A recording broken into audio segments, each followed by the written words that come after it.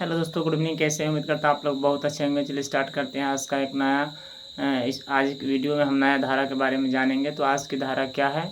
आज की धारा है बीएनएस की 125 धारा के बारे में हम लोग विस्तार से जानेंगे। दोस्तों, आप लोग बिस्तर से उठते होंगे तो यह आप काम जरूर करते हैं, यानी जब भी बिस्तर से उठते होंगे तो ये मोबाइल या टीवी कुछ भी आप लोग जरूर देखते हैं। जैसे आप मोबाइल देखते हैं तो आपके मोबाइल में कोई ना कोई खबर आपको देखने को मिलती है। वह खबर हर एक अलग अलग अपराधों से जुड़ी हुई रहती है। उन्हीं सब अपराधों में से एक नया अपराध आज लेकर के आए हैं जो आप लोग को जानना सबसे ज़रूरी होगा। प्रत्येक व्यक्ति को यह जानकारी इस धारा के बारे में होना चाहिए। तो दोस्तों, वीडियो को शुरू करते हैं। अगर यदि मेरे चैनल पर नए हैं तो मेरे चैनल को सब्सक्राइब कर लीजिएगा, क्योंकि जब भी कोई कानून से रिलेटेड कोई वीडियो अपलोड किया जाए तो सबसे पहले आपको ही नोटिफिकेशन मिले।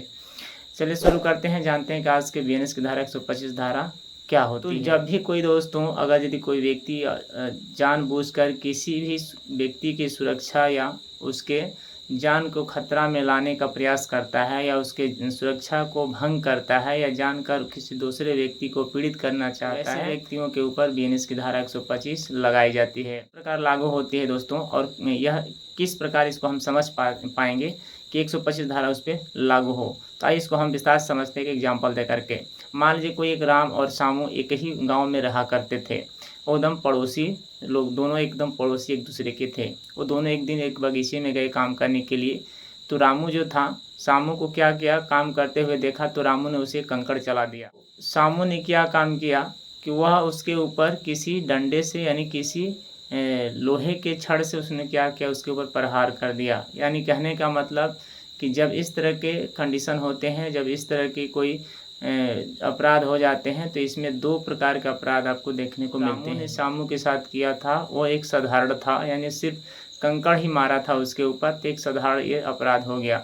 लेकिन शामू ने जो उसके ऊपर गुस्सा से आकर उसके किसी राड या किसी वस्तु से किसी डंडे से प्रहार कर दिया, यह गंभीर अपराध के श्रेणी में आ जाते हैं।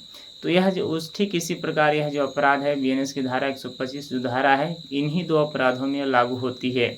ये भी हम बताएंगे कि इसमें अपराध दो भागों में किस प्रकार बांटे गए हैं, ये भी हम बताएंगे। लेकिन थोड़ा देर सब्र रखिए, वीडियो के लास्ट तक हम बताएंगे। पहले हम इसको समझ लेते हैं कि अगर यदि कोई व्यक्ति जानबूझकर किसी की व्यक्ति के सुरक्षा को अगर यदि भंग करना चाहता है, उसे जानकर पीड़ित करना चाहता है, या उसके मन में ऐसी कुछ भावनाएं हैं जो कि सामने वाले व्यक्ति की किसी एक पार्ट्स को विकलांग कर दे या उसे तोड़ फोड़ दे या उसकी सुरक्षा को भंग करना चाहता है, तो ऐसे व्यक्तियों को बीएनएस की धारा 125 लगाई जाती है। जो 125 है बीएनएस के पूरा इन अपराधों के ऊपर कवर करती है। कोई भी व्यक्ति दूसरे व्यक्ति की सुरक्षा को भंग नहीं कर सकता है, क्योंकि उसका अधिकार नहीं है। जानते हैं दोस्तों कि अगर यदि इस तरह का अपराध हो जाते हैं तो इसमें क्या सज़ा होती है।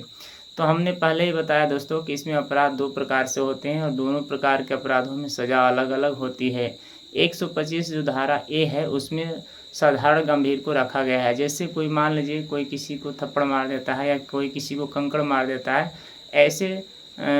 ऐसे अपराधों में 3 महीना का कारावास या 3 महीना का जेल होता है और साथ ही 5,000 का जुर्माना भी होता है। अगर दूसरी तरफ देखा जाए तो बीएनएस की धारा 125 सेक्शन बी में अगर देखा जाए तो इसमें उन अपराधों को रखा गया है जिसे गंभीर अपराध के श्रेणी में रखा गया है।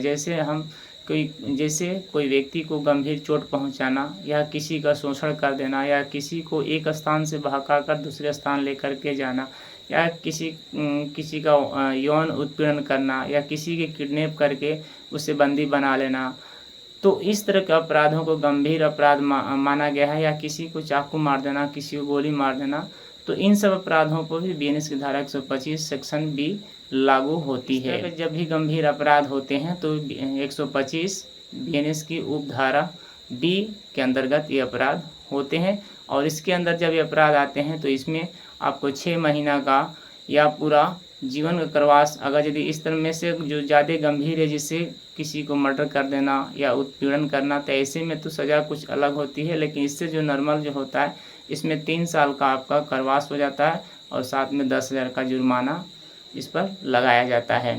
क्योंकि ऐसे स्थितियों में केस के हिसाब से इसको देखा जाता है। अगर केस किस प्रकार का अगर ज़्यादा जनघन्य अपराध होता है तो इनकी सज़ाओं को बढ़ा दिया जाता है और इनके केस के हिसाब से सज़ा यानी जो पनिशमेंट होता है वो दिया जाता है और साथ में जो आर्थिक दंड है ये भी दिया जाता है। अब हम जानते हैं दोस्तों कि यदि किसी व्यक्ति पर बीएनएस की धारा 125 लागू हो गई है तो वैसे व्यक्तियों पर हम किस प्रकार वैसे व्यक्तियों को हम जमानत दिलवा सकते हैं या उसमें जमानत किस प्रकार हम ले सकते हैं। सबसे पहले हमें ये जानना होगा दोस्तों कि अगर यदि मान लीजिए कि जो साधारण अपराध हो, जैसे मान लीजिए कि कोई किसी को थप्पड़ मार दिया, गाली दे दिया या किसी को कोई कंकड़ फेंक दिया, ऐसे अपराधों में आपको बहुत जल्दी ही मतलब कि जमानत मिल जाती है, क्योंकि इसमें 3 महीना का ही कारावास या जेल होता है, 5,000 जुर्माना होता है। तो ऐसे केसों में क्या होता है, जल्दी आपको जमानत मिल जाती है। लेकिन इसी के ठीक यदि दूसरे साइड देखा जाए 125 सेक्शन बी यानी उपधारा के बी में देखा जाए तो इसमें क्या होता है, जल्दी आपको जमानत नहीं मिलती है, क्योंकि यह गंभीर अपराध के श्रेणी में आते हैं। अगर जमानत आपको मिलती भी है तो केस के हिसाब से देख कर के आपको जमानत दिया जाता है। अब हम जानते हैं कि अगर यदि किसी के ऊपर यह धारा लग गई, उसको जमानत नहीं मिलती है या जमानत मिल भी जाती है, तो इन सब केसों से हम कैसे बच सकते हैं। मान लीजिए किसी के ऊपर ये धारा लग गई तो सबसे पहले उसको बचाव में क्या करना, सबसे पहले उसको बचाव में ये काम करना चाहिए कि अपने जाने माने एक अच्छा वकील को संपर्क में लेना चाहिए। दूसरी बात कि वकील की सारी बातें जो भी घटनाएं घटती है उसे बता देना चाहिए। अगला जो बात है, आपको यह पता ज़रूर करना चाहिए कि वह जो धारा लगाई गई है या जो हमारे ऊपर जो घटना का जो स्तर लगाया गया है वो किस किस बात को लेकर के लगाया गया है, यानी अपने जो ऊपर लगाए गए आरोप हैं उसको जानने का प्रयास ज़रूर करें। क्योंकि अगर यह आप जान जाते हैं तो जानने से आपको ये फ़ायदा होता है कि केस क्रॉस करने में आपको बहुत मदद मिलती है, या आपके जो वकील होते हैं वो आपने हर दाव पेंच लगा करके आपको बचाने का प्रयास करते हैं। तो कभी भी केस में आपको घबराना नहीं चाहिए दोस्तों। अपने ऊपर लगे हुए आरोप को आप सबसे पहले आपको जानना ज़रूरी होता है। जब तक इसके बारे में आप लोग जानेंगे नहीं तब तक आप उसको क्रॉस केस नहीं कर सकते और इसमें आपको जमानत लेने में ज़्यादा कठिनाई हो सकती है। हाँ दोस्तों, यह 125 की जो धारा है, यह 125 धारा के बारे में आज हम लोग विस्तार से जाने हैं और इसमें कितना सज़ा होता है, कितना जुर्माना लगता है, किस प्रकार हम जमानत लेंगे और इसमें बचाव भी किस प्रकार किया जाता है, पूरा विस्तार से हम लोग इस वीडियो में जाने। अगर वीडियो पसंद लगता है, अच्छा लगता है तो लाइक ज़रूर कीजिए और दोस्तों के साथ शेयर भी ज़रूर करें। बस दोस्तों, आज की वीडियो में इतना ही, फिर अगले वीडियो में मिलते हैं। तब तक के लिए मुझे इजाज़त दीजिए। जय हिंद, जय भारत।